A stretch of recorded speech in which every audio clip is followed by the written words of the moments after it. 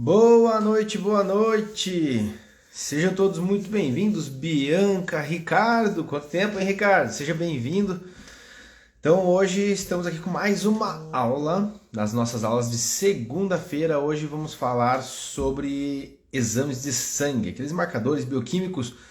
Boa noite, Márcio, seja bem-vindo. Luiz, sejam bem-vindos. Então, pessoal, clica no aviãozinho aqui, ó, chama os amigos para participar. Clica aí no curtir. Quanto mais você puder clicar aí no coraçãozinho, mais o Instagram impulsiona essa live para mais gente vir participar. Machado Jonathan, seja bem-vindo. E aí, quanto mais vocês também chamarem os amigos, mais interessante, né? Mais a gente consegue estar aqui sempre criando e trazendo conteúdo para vocês. Por que que a gente faz esse tipo de conteúdo? Por que eu trago isso? É, como eu sempre falo, valorização da profissão. A gente está aqui tentando trazer mais conteúdo, agregar para que vocês possam gerar um melhor atendimento, para vocês serem mais valorizados. Então, não sei se vocês acompanharam hoje meus stories. Eu coloquei sobre o que você tinha de maior necessidade, o que você mais precisava aí na sua carreira. E a maioria colocou estabilidade financeira e ter mais tempo livre. Mas como que você vai conseguir estabilidade financeira e mais tempo livre? Você tem que gerar resultados, tem que ser um profissional de referência. Então, quanto mais conhecimento você tiver, melhor, mais resultados você vai gerar. Certo? Então, hoje vamos falar aqui sobre exames de sangue. O Dr. Hélio Obara já está aí. Dr. Hélio, a hora que você quiser, só pedir aí para participar, eu já te adiciono aqui. Aí a gente já começa. E Luana, seja bem-vinda. Fisioterapeuta Márcia, seja bem-vinda. Jabula Negata, seja bem-vinda. Kelly, Físio. Então, pessoal, enquanto o doutor Hélio pede aí para participar, peço para vocês, vai clicando aí no coraçãozinho para impulsionar essa live, clica no aviãozinho, chama os amigos para participar, que vai ser uma aula muito bacana. Vamos entender um pouco mais sobre exames. O paciente, com aqueles exames, ó, doutor, ou, né, professor, trouxe aqui os últimos exames que eu fiz. Daí você pega lá, puxa vida, não entende nada, né? Fala, Hélio, E tudo aí, boa certo? noite, tudo certo e Boa você? noite. Tudo certo, cara. Seja muito bem-vindo. Queria primeiramente agradecer o aceite do convite, por estar disponibilizando seu tempo aqui para participar comigo, né, e com o pessoal aqui nessa live, para a gente abordar um pouco desse tema que eu acho tão importante e ainda é um pouco falho na nossa área, sabe? A gente não tem isso na graduação, nem na educação física, nem na fisioterapia. E às vezes eu vejo que os profissionais eles não têm nem muito um valor de referência, né, de exame. E também, para a gente, é muito legal você mostrar para o aluno, para o paciente, que ó, depois que você começou a fazer exercício, reduziu, né, e tal. Então você está vendo a evolução aí do cliente também. Então vai ser muito legal, vai ser muito proveitoso. Mas antes, né, Hélio, eu queria que você se apresentasse aqui para o pessoal, falasse um pouco do seu trabalho aí, da sua carreira, para eles conhecerem um pouco mais você. Bom, primeiro obrigado aí pelo convite, Bruno. Vamos tentar ajudar o pessoal aí.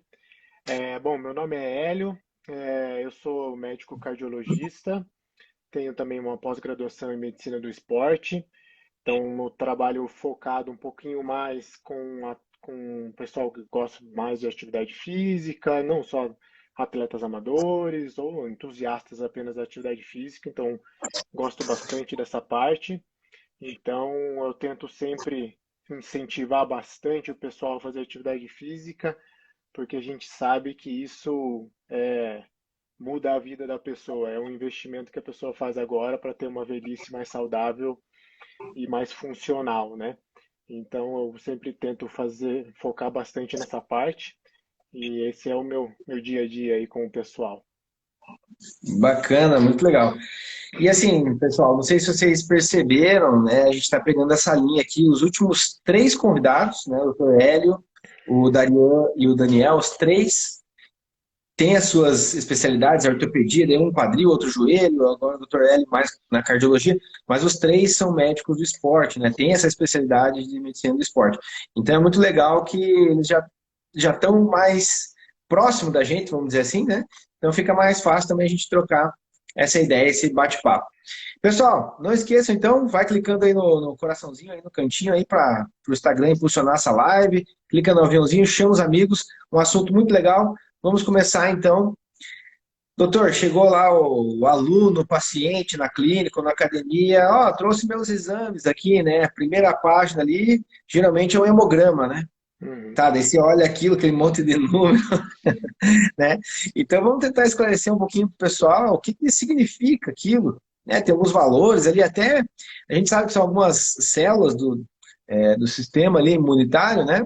E, pô, daí o que cada uma, né, é responsável por qual área, se você puder explicar um Uhum. pouquinho isso para eles, que para que amanhã o cara vai chegar na academia ou na sua clínica, ele já sabe o que fazer. Então, bem aplicado na prática, assim, né?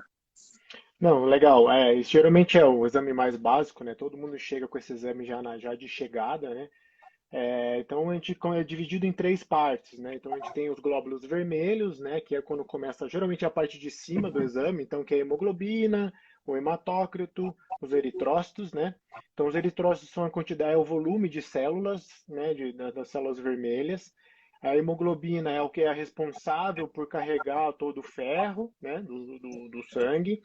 E o hematócrito é como se fosse uma concentração, né, do sangue, né? Então, às vezes, a gente consegue ver essa questão. O mais prático que a gente usa é o quê? O bater o olho, que é o mais comum, que é o que a gente sempre olha, olha o valor de referência, tá baixo, tá com anemia, né? Então, eu acho que não tem necessidade de saber realmente valor de referência, dá para fazer uma colinha ali, porque é mais fácil.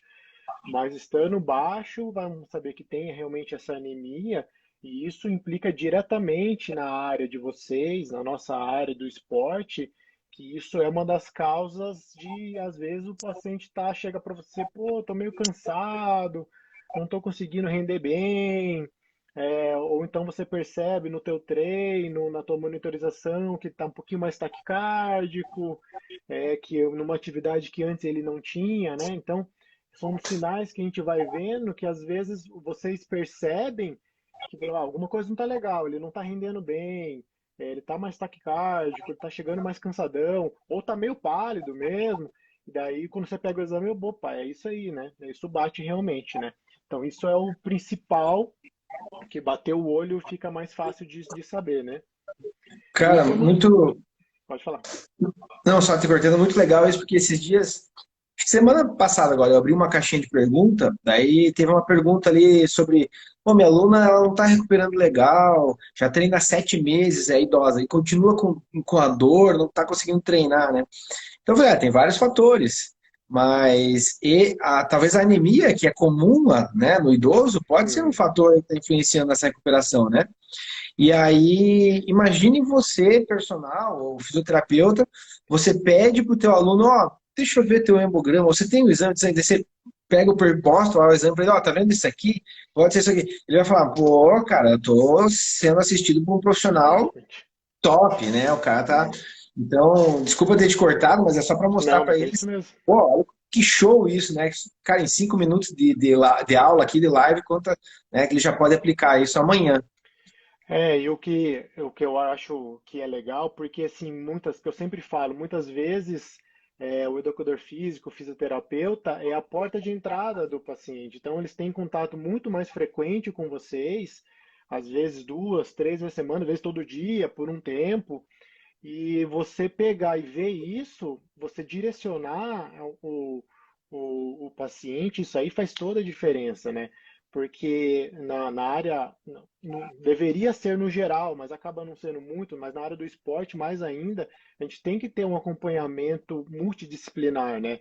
Todo mundo tem que se conversar, porque isso é essencial para quando é um atleta para o desempenho, quando é para um aluno que quer saúde, para a gente ajudar ele a melhorar esses parâmetros, né? Então é bem aquilo, uma coisa simples que às vezes você consegue ajudar o paciente a encaminhar um diagnóstico, um tratamento, né? Então isso é muito, muito interessante. Show. E aí, seguindo no hemograma, vamos Então, daí temos a passar para o segunda próximo. parte, geralmente é a segunda parte, conforme nos laboratórios, né, que são os leucócitos, né? Então, basicamente, os leucócitos são as nossas células de defesa do organismo, né? Então, a gente tem situações em que eles vão estar aumentados, que o mais comum aqui é um quadro de infecção, que no dia a dia é o que possivelmente acaba havendo mais, né? Vocês vão ver, tava com leucócito super alto, sei lá, 14 mil, 13 mil.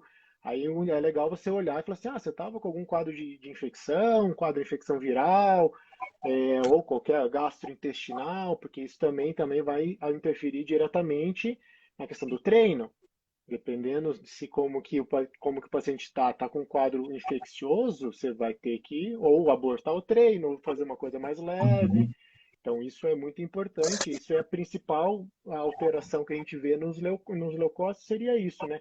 A gente pode ter tanto o aumento, que a gente chama de leucocitose, como a diminuição, que seria a leucopenia, né? Alguns quadros infecciosos também podem fazer uma leucopenia, né? Mas mas a gente tem outras causas, como daí a gente vai para problemas de produção na medula óssea, né? E outras coisas, às vezes, que você está vendo, às vezes você está lá, teu paciente está lá, ele te traz um monte de hemograma com os leucócitos super altos, 20 mil, 30 mil em série. Isso aí, você tem que encaminhar ele para um hematologista, que talvez ele tenha uma doença hematológica.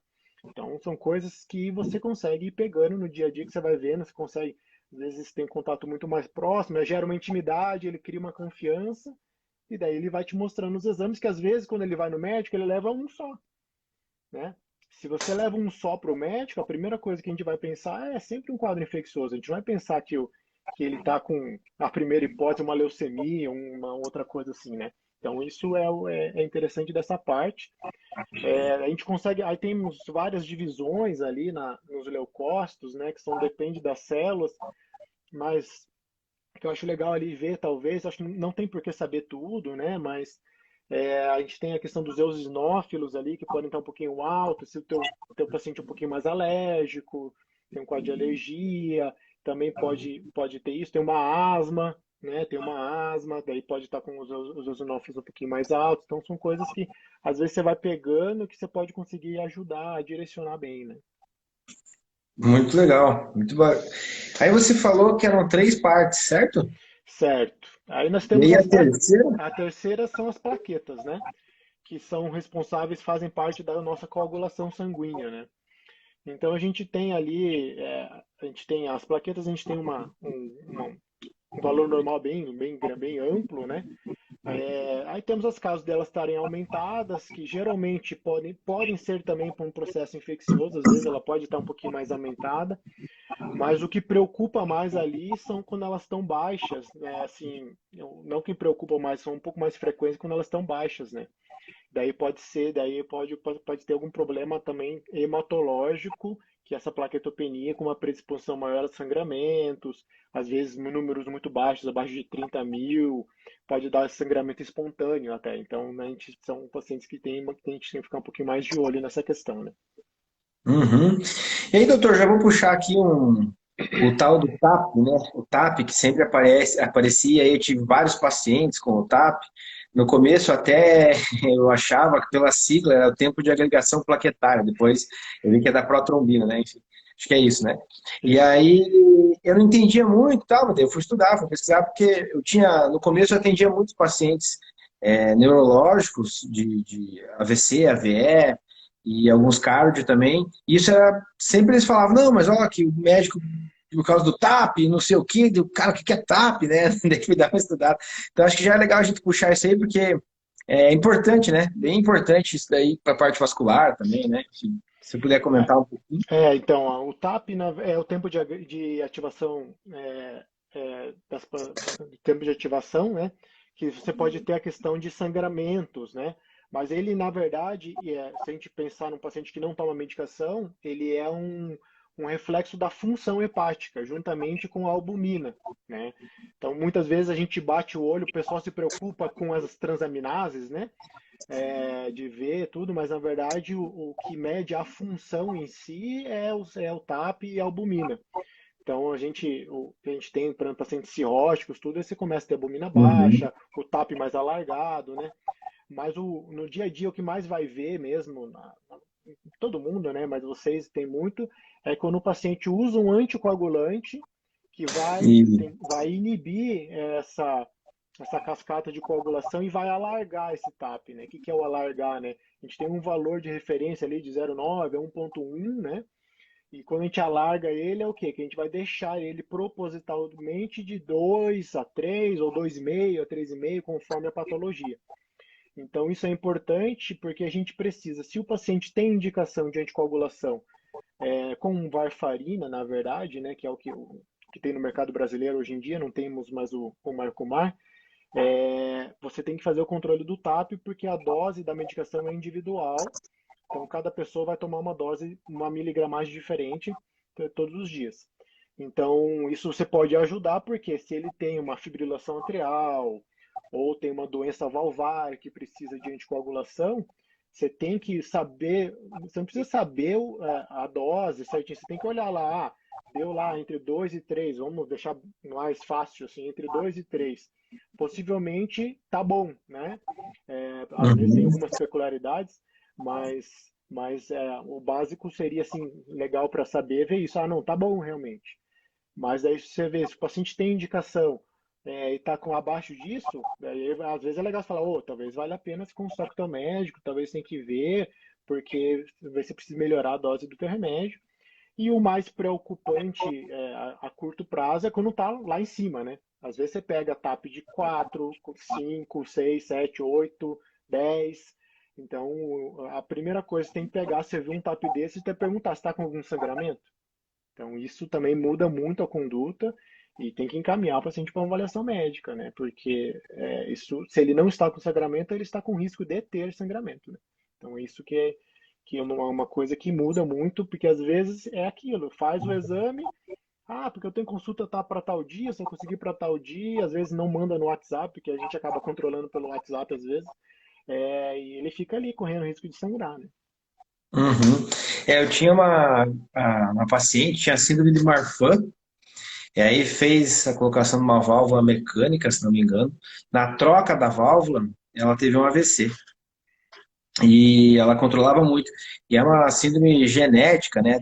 A Uhum. filha tinha também, o filho. E aí tinha já, a filha tinha aneurisma abdominal, né? Na aorta abdominal. Então eles tinham que controlar bem isso aí. Daí me despertou esse interesse. Depois comecei a ver que vários pacientes usavam, né? A varfarina e É ficavam muito comum. fazendo esses exames.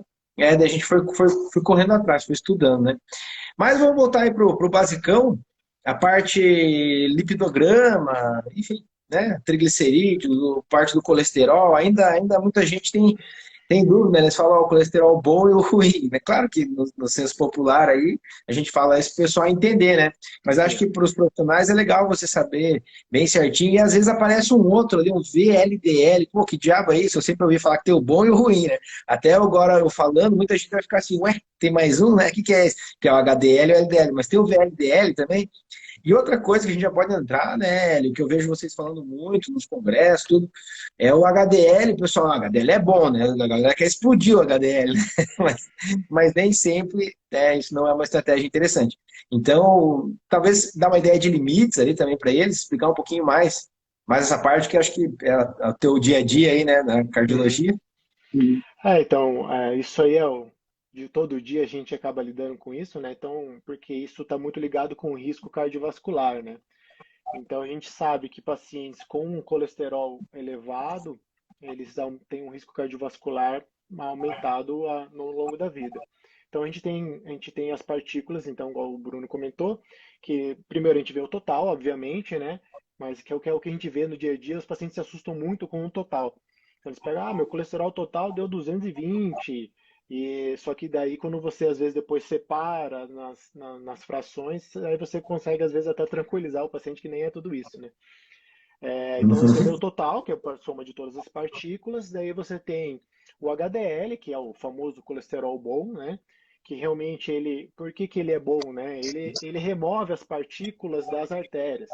Então, as partículas de gordura, tudo. Então, ele não deixa depositar nas artérias, o que a longo prazo pode fazer infarto, AVC, outras alterações.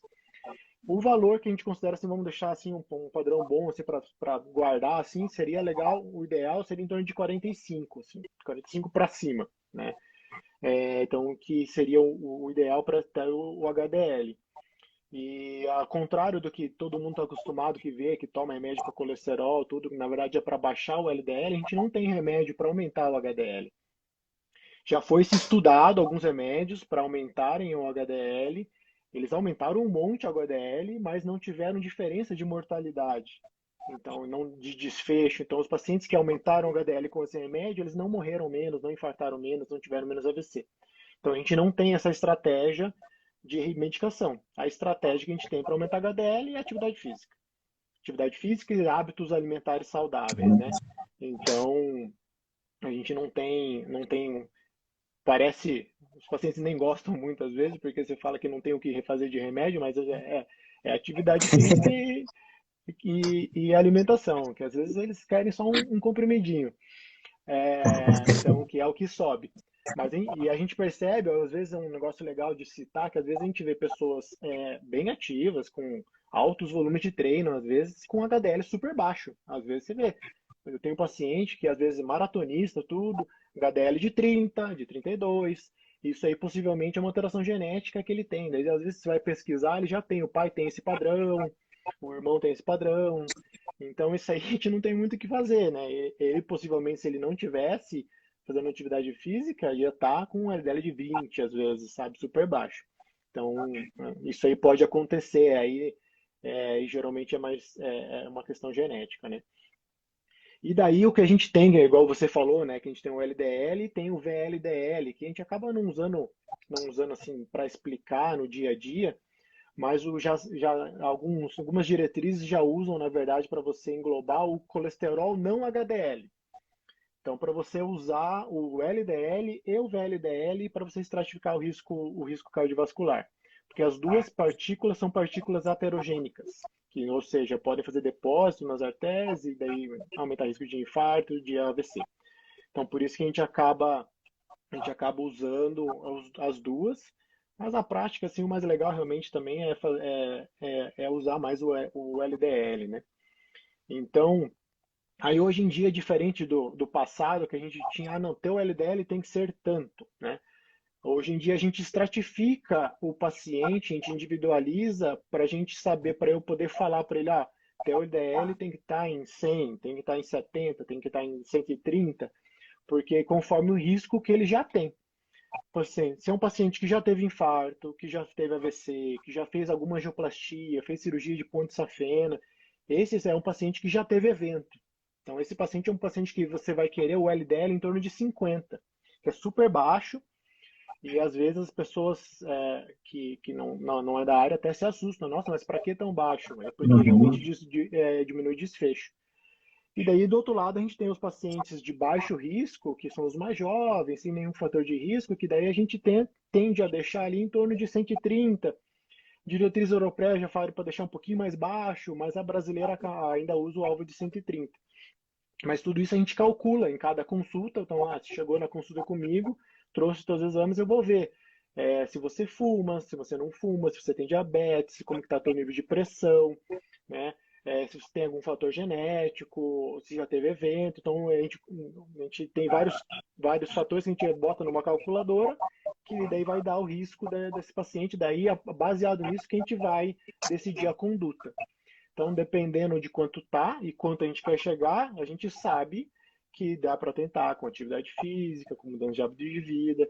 Agora, se é um paciente de alto risco, você já tem que começar a estatina, por exemplo, que é o remédio, que é a classe de medicação que a gente usa, porque isso traz benefício de mortalidade a longo prazo, né? Então, é, não é colesterol, não é remédio para todo mundo de cara, não.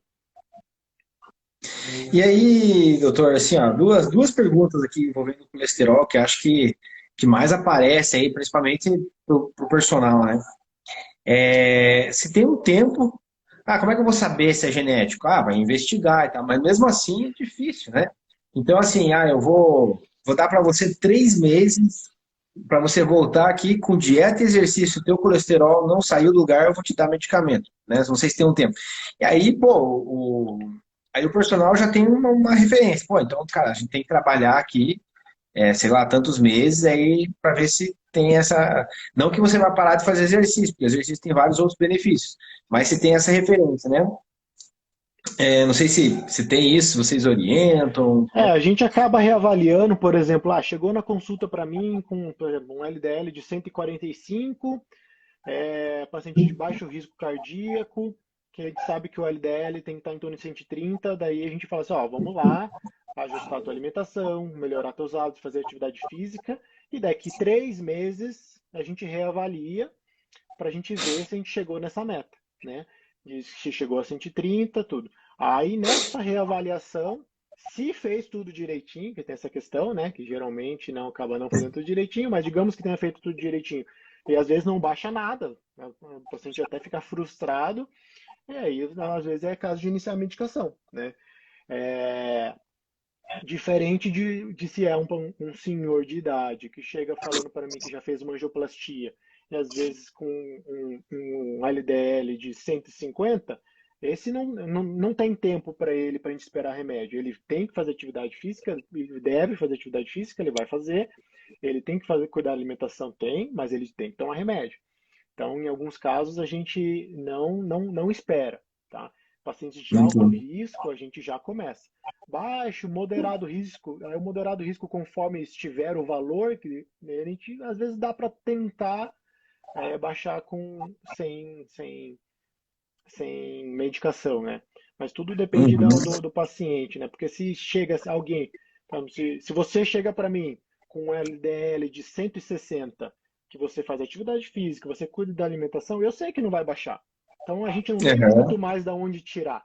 Então a gente vai ter que começar remédio, entendeu? Diferente de chegar uma pessoa que é sedentária, obesa, só come fast food, industrializado, tudo errado. Aí a gente tem bastante para a gente consegue aí baixar uns 20, 30% às vezes. Então daí é bastante, a gente consegue realmente ajudar sem medicação. Então, e porque hoje em dia quando a gente começa remédio, isso é uma dúvida também que às vezes os pacientes têm, e é legal às vezes passar para o pessoal. Quando os pacientes começam o remédio, obviamente, quando bem indicado, vamos dizer, foi bem indicado o remédio, não é toma 3 meses e para, toma o resto da vida. A partir do momento que a gente indica, bem Uhum. indicado, que não deu certo todo o restante, é que vai ter que tomar o resto da vida. O resto da vida. Então, é.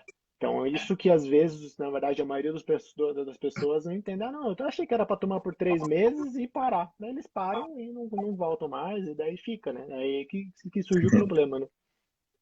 E assim, a outra pergunta, né, a gente vê os efeitos colaterais, né? Até tem lá na bula, a gente não sabe a frequência disso, tem lá até por eles fazem a pesquisa, tem um número X lá de margem, né, de pessoas. Enfim, tem os efeitos colaterais, fraqueza muscular, dor muscular, né, essa é a pergunta que me fizeram ali, que eu te falei. Eu falei, investiga um pouco mais, né, como é que tá os exames e dá uma olhada no que medicamento toma, porque isso pode influenciar. É, até quanto isso, né, pode influenciar, que você vê que esses efeitos colaterais das estatinas realmente aparece, com que frequência aparece, para a gente, pô, o personal chegou e pode falar para ele, até na programação do treino, né?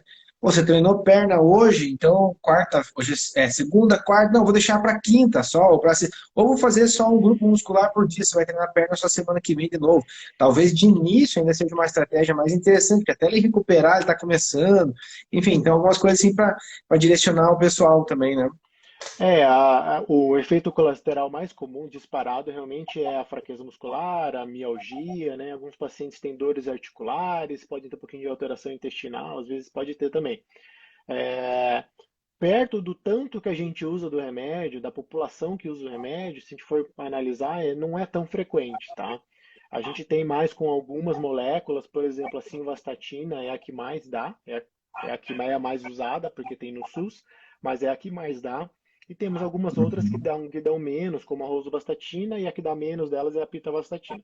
Mas isso o que é legal, justamente é aquilo que eu falei, vocês estão ali no dia a dia, né? Estão treinando os pacientes, estão lá treinando o aluno, tudo. Tá vendo que ele tá com uma fraqueza muscular, ou tá com uma dor muscular que não justifica pelo teu treino que você está fazendo, que está sempre com uma dor muscular. O que a gente vê muito é muita dor proximal, ou seja, quadríceps, ombro, que você percebe essa fraqueza e essa dor. Isso é uma coisa legal de atentar e falar assim, ó, veja com o teu médico, se não pode ser do remédio, porque às vezes o que acontece? Às vezes a gente troca o remédio e some totalmente, né?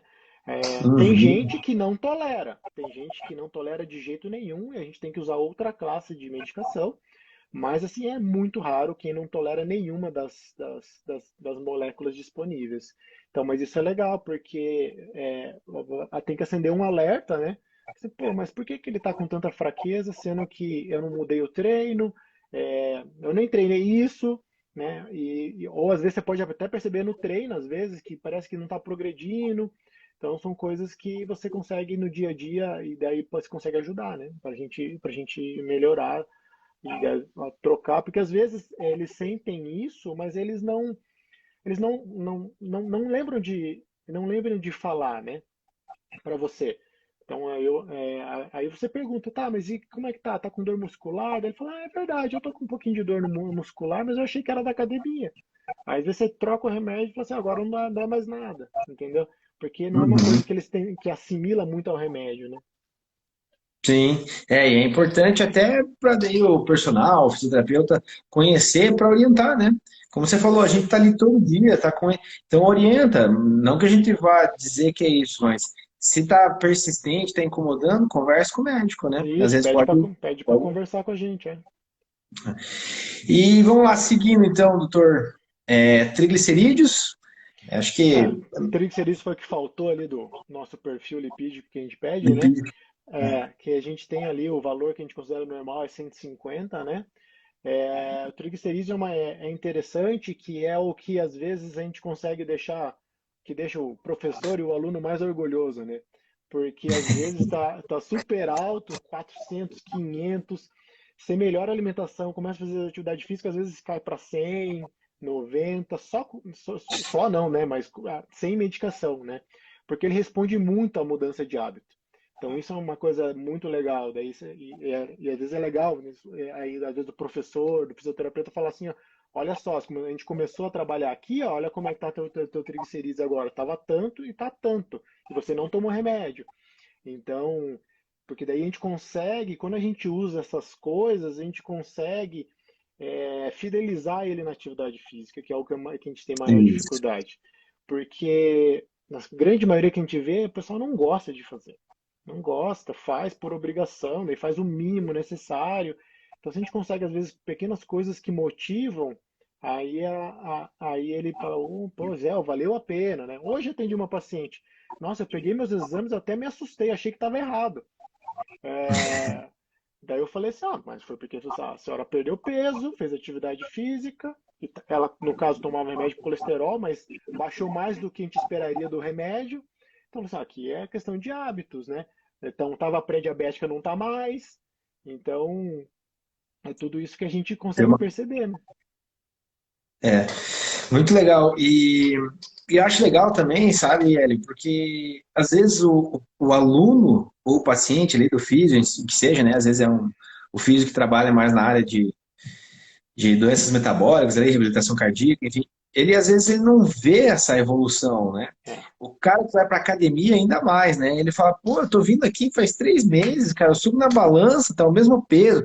Eu já falo para eles, faça avaliação física, porque às vezes ele ganhou massa exatamente. muscular, às vezes não, ele ganhou massa muscular. Em 3 meses de treino, ele ganhou massa muscular, nem que seja meio quilo, 1 quilo, né? Uhum. E aí faça a avaliação física. E outra coisa, olhe os parâmetros de saúde, né? Então veja o condicionamento cardiorrespiratório dele, veja os exames, né? Esse Exatamente. perfil lipídico, porque você vai conseguir mostrar para ele, convencer que o teu trabalho está sendo eficiente. Se ele está ali e o que ele vê de diferença é o espelho e a balança, cara, tipo, cara, 3 meses É, que eu joguei no lixo aqui não serviu de nada. Aí você mostra para ele. E ainda mais, né, pessoal, você saber um pouquinho para que serve, que o doutor acabou de comentar aqui, o colesterol, risco cardiovascular, triglicerídeo, também, né? Daí você correlaciona lá com uma circunferência abdominal. Faz a uhum. circunferência abdominal com a fita métrica ali, você faz em 1 minuto isso, né? No teu aluno, você fala, olha aqui, ó, quanto que a gente está conseguindo reduzir, está melhorando muito a saúde, teu risco de Exatamente. doenças crônicas, degenerativas ou cardiovascular está baixando, você está melhorando muito a saúde, né? Então, veja, se você não fica feliz com melhorar a tua saúde, eu sei que a estética é importante, né? Mas olha como a tua saúde está melhorando. Você começa a conquistar mais ele, né? Então, eu acho bem exatamente. legal. Glicemia e hemoglobina glicada, pode ser? Pode ser, pode ser. Então, a glicemia, que é o que a gente vai avaliar, né? A gente faz em jejum, né? Para a gente ver como é que tá as taxas de glicose em jejum, pensando em avaliação de diabetes, pré-diabetes, ou para a gente também estimando o risco, né? Geralmente a gente acaba hoje em dia usando as duas associadas, né? A glicemia de jejum com a hemoglobina glicada. O que que é hemoglobina glicada? A gente vai medir a taxa, a concentração de glicose dentro da hemoglobina. Como a meia-vida, a meia-vida da hemoglobina é 120 dias, a gente tem uma estimativa de como ficou o controle da glicemia desse paciente nos últimos 3 meses. É o exame que a gente pega quem faz dieta uma semana para fazer o exame, né? O cara se cuida uma semana, ó, mas ó, doutor, olha a minha glicose como tá boa. Mas e a outra aqui, ó, que tá super alta, né? Então é porque a gente pega uma média. Então por isso que a gente avalia em conjunto, né? Então, uma glicose acima de 99, né? Então, acima de 99, de 100 para cima, até 126, poderia se enquadrar como pré-diabetes. Juntamente, geralmente a gente tem que repetir o exame, né? Mas se a gente tem uma glicose, digamos, de 102, com uma hemoglobina acima de 5,7%, por exemplo, a 5,9, a gente já enquadra o paciente como pré-diabetes. O que é o pré-diabetes? É um risco aumentado de ter diabetes no futuro, ou seja, já enquadra o paciente do maior risco cardiovascular. Então, só com esses fatores você já consegue estratificar o teu paciente, né? E a glicose, a hemoglobina glicada é outro lugar, um negócio muito legal de você mostrar, é o que eu comentei antes, com o teu trabalho, com as tuas orientações, que eles melhoraram o hábito. Porque, do mesmo jeito, a gente não sai com remédio para todo mundo. Então, a gente sempre tenta mudança de hábito, né? Mudança, o que a gente chama de MEV, né? Que é a mudança do estilo de vida. Só que isso é muito difícil, as pessoas não querem fazer. Só que o que eu sempre tento colocar é o quê? Exercício e dieta é parte do tratamento. Então você tem que encarar o exercício como igual você encara o remédio que você pega e toma todo dia. Entendeu? Porque se você encarar como parte estética, você não vai, porque você fala, não, mas tudo bem, tá bom assim, tá tudo certo. Então, você tem que encarar como tratamento. Que daí você Sabe o que é consegue, às legal? vezes, vincular. Um paciente uma vez, não, tá, entendi. Eu tenho que fazer dieta aqui, eu tenho que chegar lá no colesterol, na glicemia, beleza. Vou fazer então, vou fazer exercício 3 vezes por semana, vou tentar fazer minhas caminhadas lá nos dias que eu não venho aqui, como você me orientou, beleza. Mas eu queria saber, assim, de você, quando que eu vou poder voltar à minha vida normal? É, Né, eu exatamente. tinha que segurar, né, para não rir. Cara, vida normal é dieta e exercício. Vida normal não é ficar no sofá o dia inteiro, McDonald's, Exato, Coca-Cola e tal. exatamente, Cara, exatamente. isso é pra sempre, né? Então É. é uma coisa que, se a gente for olhar até para a parte assim, mercadológica, acho que vamos usar essa palavra, da nossa profissão, é fantástico, você tem que fazer para sempre. Claro que ele pode optar por uma atividade física não orientada, né? É. Ou não supervisionada diretamente, talvez, pode ser Uhum. semi-supervisionada. Hoje está tão em altas consultorias, cara, o pessoal está trabalhando em casa, só fazendo treino, consultoria, então, nossa, muito, muito legal. Mas é uma coisa que tem que fazer para sempre, não tem como, tem como. Exatamente. E falando aí da hemoglobina glicada, o que a gente vê ali com exercício, parece, né, que o exercício de alta intensidade, acho que até pela via metabólica, né, tem sido mais interessante na redução da hemoglobina glicada. Uhum. Então, assim, e quando você faz exercício de alta intensidade de verdade, você não consegue fazer de longa duração. Se é alta intensidade, Exatamente. longa duração. Então, o cara vai treinar 20 minutos, 30 minutos ali, vai ter um resultado interessante. Né? A questão é você convencê-lo, né? Fazer uma preparação para que ele chegue nessa alta intensidade, não Uhum. seja assim de repente, e isso vai trazer Exatamente. uns benefícios muito bacana. Então, você conhecendo isso, cara, você não gosta de exercício. Tá, mas você tem que fazer, é o mínimo que você tem que fazer. Uhum. Vamos fazer ali 20, 30 minutos, pau, Exatamente. e fechou. Vamos fazer o que tem que fazer. É assim, a vida é assim, tem que fazer o que tem que ser feito, né? Tem que aceitar, E, então, aí, mais um argumento que vocês podem usar, né, os pacientes, para os alunos, né? Exatamente. Doutor, o que mais que a gente pode utilizar aí? Vamos puxar mais para a área de cardio aí, né? de risco cardiológico, algum exame que seja mais rotineiro, que a gente pode falar aí para o pessoal que está assistindo a gente? Um exame que eu acho que é muito legal de dar uma enfatizada, que às vezes assusta muito, às vezes é motivo de consulta, que as pessoas chegam desesperadas no consultório, é a proteína C reativa ultrassensível, né? Que é PCR. a famosa PCR, né? Que a gente dosa, que daí aí vem lá do ladinho do exame, na legenda, alto risco cardiovascular e a pessoa se desespera, né? Então, assim, Mas ela não é muito específica, né? é, por que que a gente usa, tá? O racional de usar é porque a aterosclerose, a formação de placas, né, aterogênicas, que aumentam o risco cardiovascular, já está cada vez mais está sendo associado com o processo de inflamação, tá? Então a gente já tem alguns remédios, que já tem alguns estudos que usam remédios anti-inflamatórios que a gente usa, como às vezes para artrite reumatoide, alguns estudos que melhoraram o desfecho cardiovascular, porque eles reduzem a inflamação. Esse é outro racional porque a gente usa as estatinas, tá? Porque a gente não usa só para baixar o colesterol, a gente usa porque ele tem um efeito que a gente chama pleiotrópico, que ele modula a questão inflamatória nos vasos. Então, isso que às vezes as pessoas, que os pacientes não entendem, por que que ele tem que continuar usando se o colesterol tá bom? Então, Uhum. é por isso que a gente usa. Então, o que eu falei, né? A proteína C reativa vai medir uma inflamação, né? Que pode ser, realmente, pode estar associado a um alto risco cardiovascular? Pode. Mas o que acontece? Se você está com um resfriadinho, nariz escorrendo, você vai lá amanhã fazer teu exame, a tua proteína C reativa vai dar um pouquinho mais alta. Pode não dar super alta, porque você não está com um quadro grave, mas ela vai dar um pouco alta, daí às vezes dá 3, a pessoa olha lá, alto risco cardiovascular e se desespera, né? Então a gente tem que olhar o global do paciente, né? Para a gente ficar mais tranquilo. Então é muito comum, às vezes vem, né? O paciente vem com um monte de exame que vem e fala assim, ó, esse aqui deu alterado. Aí você vai olhar o cara super jovem, que faz atividade física, cuida da alimentação, que daí quando você começa a investigar, você acha algum motivo para algum quadro inflamatório, e ele não é de alto risco cardiovascular, ele é de baixo risco cardiovascular, né? Então isso assusta bastante, às vezes vem os pacientes com isso, né? Então, a mesma coisa da homocisteína, né? Que também é um marcador inflamatório, que também vem lá marcadinho como alto risco cardiovascular, mas que tem várias outras coisas que podem alterar, né? Inclusive a deficiência de vitamina B12, né?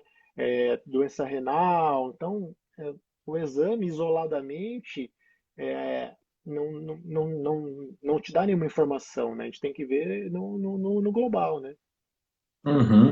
Tem que ver o todo, né? É igual a gente falou numa live passada ali, cara, tratar o exame de imagem, cara, não dá, né?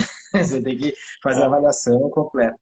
Falando ali da PCR, a gente vi também, né, em artigos, né, na literatura, que o obeso tem a tendência a ter um PCR mais sim. elevado. O tecido adiposo, ele é um tecido endócrino, vamos dizer assim, que libera Uhum, lá citocinas pró-inflamatórias, né? Enfim. uhum, Então, se você reduz o tecido adiposo, você pode reduzir a inflamação. E, exatamente. pessoal, o pessoal que me segue aí, que já viu falando nos cursos e tal, eu tenho artigos que eu mostro que os obesos, por causa da interleucina 18, TNF-alfa, interleucina é, se não me engano, 13 também, enfim, eles aumentam o risco de Parkinson e Alzheimer, né, por causa dessa questão inflamatória. Então, há, né, uma, uma tendência, um início de pesquisa, né, em relação a isso, mas você veja, por causa da questão inflamatória que o tecido adiposo ele promove. E aí a PCR pode estar alta e é mais um marcador que você pode falar, cara, olha aqui, ó, Exatamente. você emagreceu, não sei quantos quilos, olha a tua PCR que Exatamente. relacionada com o risco cardíaco, se você não tinha nenhuma infecção, nada quando você fez. Uhum. Olha que legal, olha que bacana isso, né? É, exatamente. Isso é um marcador que que você consegue usar também no dia a dia, realmente. Depois que você afasta tudo isso, né? Aí você consegue realmente falar assim, olha só como a gente reduziu o teu quadro inflamatório, melhorando o teu quadro de obesidade, né? Muito bem. Mais algum exame assim, de rotina, de praxe, de vocês, que seja bem comum assim, para falar para o pessoal, para a gente fechar? Eu acho que é legal de falar, na verdade, que não que seja de rotina, mas que o povo quer dosar muito, que é o cortisol, né? Ah, O pessoal quer dormir, porque eu sou muito estressado, eu quero dosar o cortisol. E não vai dar alto, né? Então, assim, é. lógico, a gente tem alguns casos que a gente dosa, principalmente com alguns outros hormônios ou com a testosterona, em casos de overtraining, tudo que pode dar a relação um pouquinho alterada. Mas a gente dosar só porque a gente está estressado, quer ver se está estressado, também não é. E não é muito fiel. E até porque cada horário do dia que você coleta, ele vai estar num valor diferente, porque ele varia muito durante o dia. Então, não é um negócio que a gente usa no dia a dia. Porque o grande problema é o seguinte, é o que acontece, né? A gente pega paciente que chega lá, às vezes, com você, com 30 exames pedidos, por um check-up, de coisa que às vezes nem precisava ter pedido, né? Então, daí você dá, tá, daí às vezes dá vontade de falar, esse aqui deu alterado, por que que deu alterado? Só não sei, né? Pede ver com o médico que você pediu, por que ele estava pensando, porque a gente tem que pedir no exame pensando o que que vai fazer se está alterado, né? Ou se a gente quer que Uhum, esteja alterado ou quer que dê normal, né? Então, às vezes a gente pegar o exame isolado sem saber o que ele estava pensando não resolve de nada, né? Isso é muito comum uhum, no cortisol que a gente vê, né? uhum.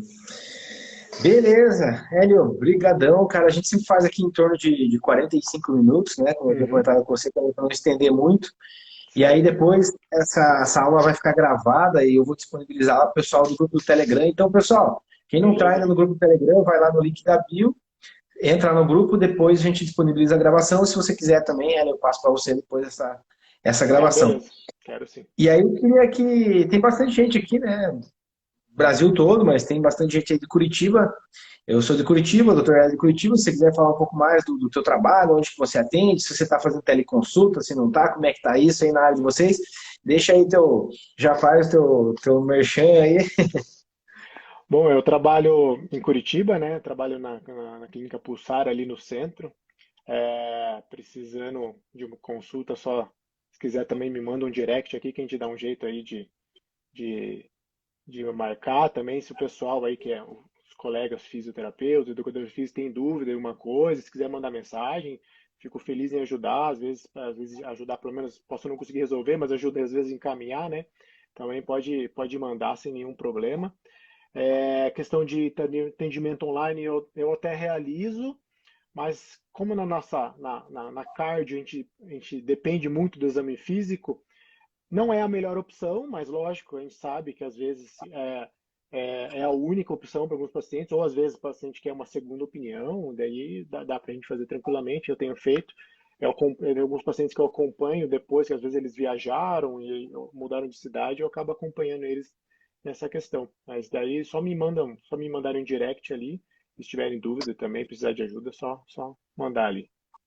Show de bola. Então, pessoal, segue lá o doutor Hélio, tá aqui em cima, eu acho, né? Pelo menos para mim tá aparecendo aqui, clica É, lá, já segue o doutor Hélio.